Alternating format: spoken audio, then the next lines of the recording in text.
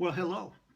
For this next short video clip, I want to point out one thing that when we're talking about leading teams, particularly in a rapidly changing environment that can be unpredictable or in some cases unstable, we have to be aware of. It's a very insidious risk sometimes, but we got to be aware of it.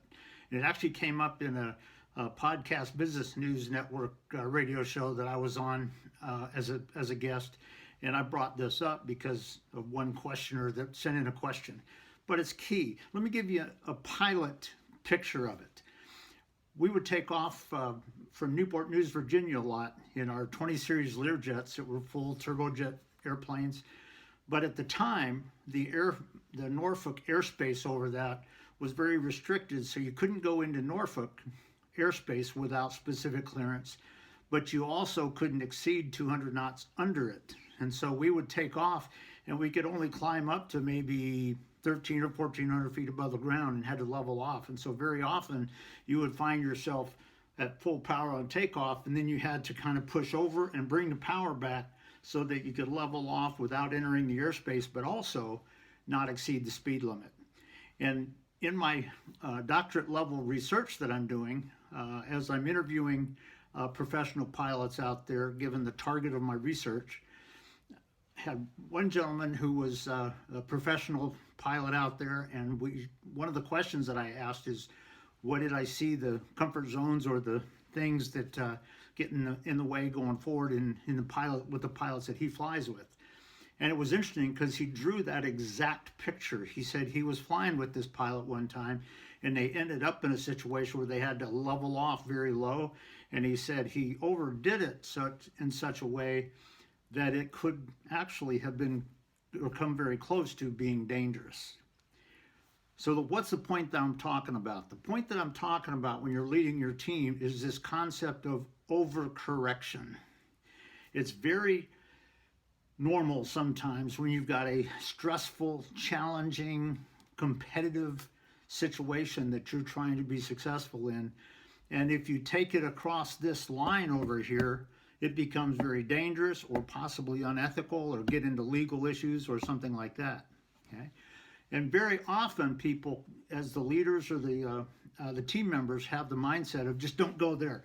That's not good enough, because guess what? There's a whole spectrum on the other side that could be an issue as well. So the point is, when you're talking about that, the question cannot be just don't go there. The question is, what do we really need to target, so that we can avoid that risk, but we can also avoid the risk of overcorrecting, because if we overdo it, and this is what that pilot told me about in the situation he saw with that pilot he was flying with. But if we overdo the correction, we can cross a line of risk, perhaps on the other side of the spectrum, if you want to call it that. So the bottom line is it involves several things. One is understanding that there's an insidious risk of overcorrecting, which you don't want to do, but also having clarity on specifically the points that you're making and the target that you're looking for.